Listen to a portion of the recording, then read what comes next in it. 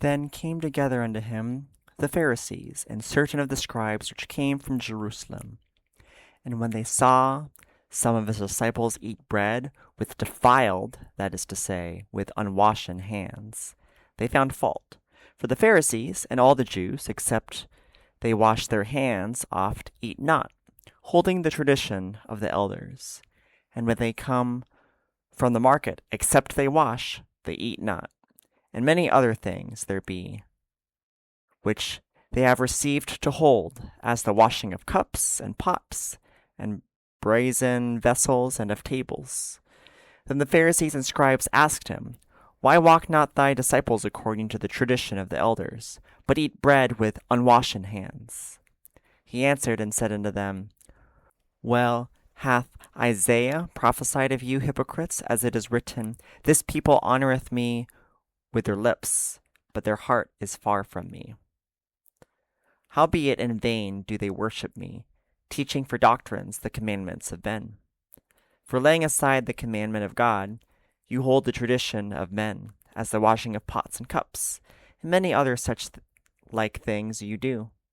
And he said unto them, Full well you reject the commandment of God, that you may keep your own tradition. For Moses said, Honor thy father and thy mother, and whoso curseth father or mother, let him die the death.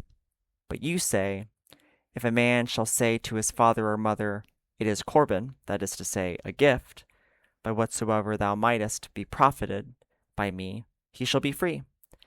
And you suffer him no more to do aught for his father or his mother, making the word of God of none effect through your tradition which you have delivered. And many such like things do ye. And when he had called all the people unto him, he said unto them, Hearken unto me, every one of you, and understand. There is nothing from without a man that entering into him can defile him, but the things which come out of him, those are they that defile the man. If any man have ears to hear, let him hear. And when he was entered into the house from the people, his disciples asked him concerning the parable. And he saith unto them, Are you so without understanding also? Do you not perceive that whatsoever thing from without entereth into the man, it cannot defile him, because it entereth not into his heart, but into the belly, and goeth out into the draught, purging all meats? And he said, That which cometh out of the man, that defileth the man. From within, out of the heart of men, proceed evil thoughts, adulteries, fornications, murders, thefts, covetousness, wickedness, deceit, lasciviousness, an evil eye, blasphemy, pride, foolishness.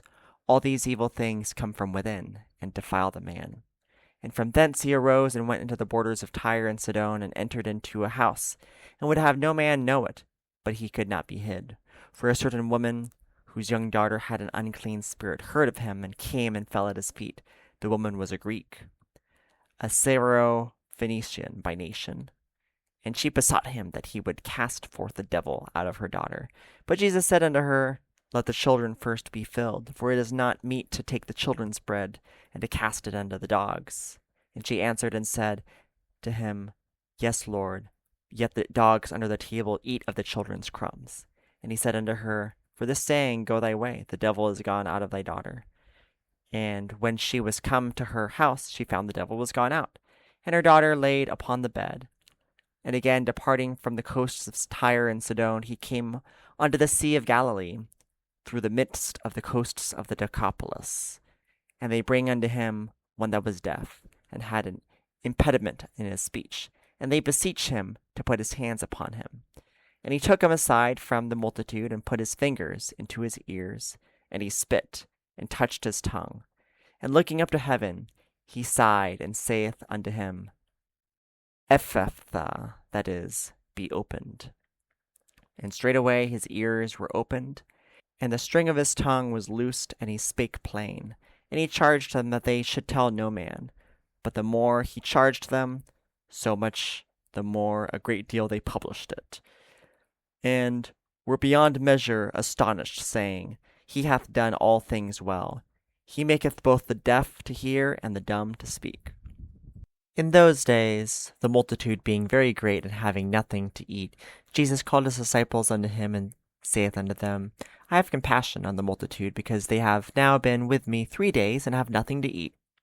And if I send them away fasting to their own houses, they will faint by the way, for divers of them came from far. And his disciples answered him, From whence can a man satisfy these men with bread here in the wilderness? And he asked them, How many loaves have ye? And they said, 7. And he commanded the people to sit down on the ground.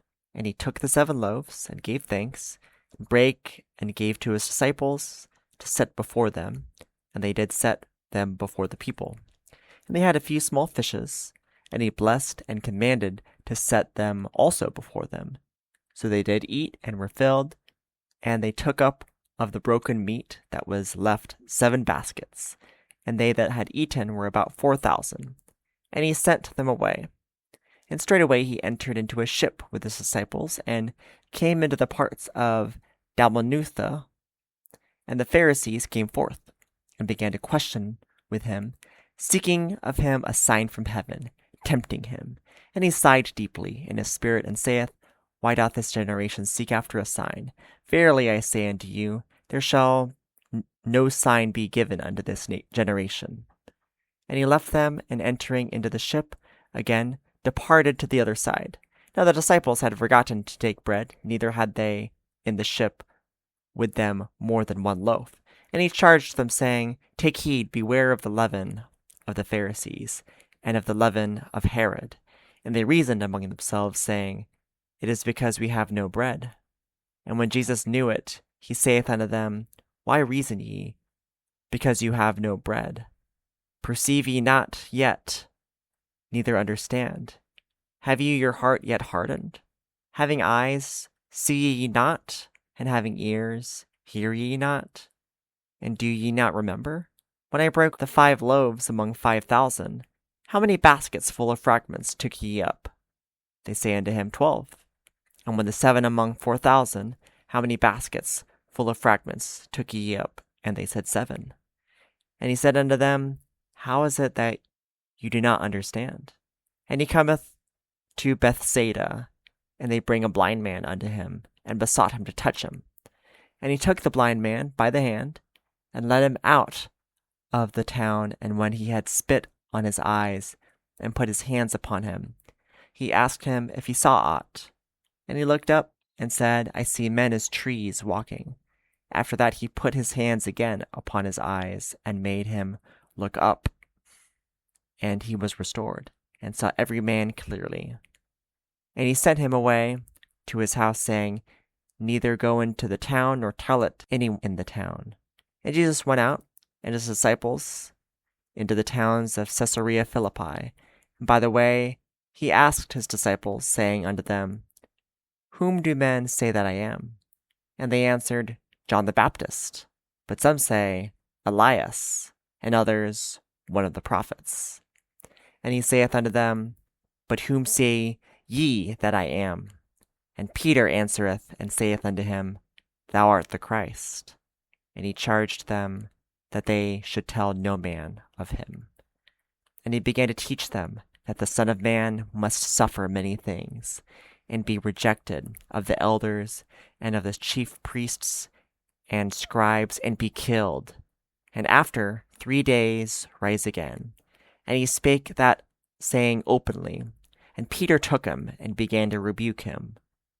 But when he had turned about and looked on his disciples, he rebuked Peter, saying, Get thee behind me, Satan, for thou savorest not the things that be of God, but the things that be of men.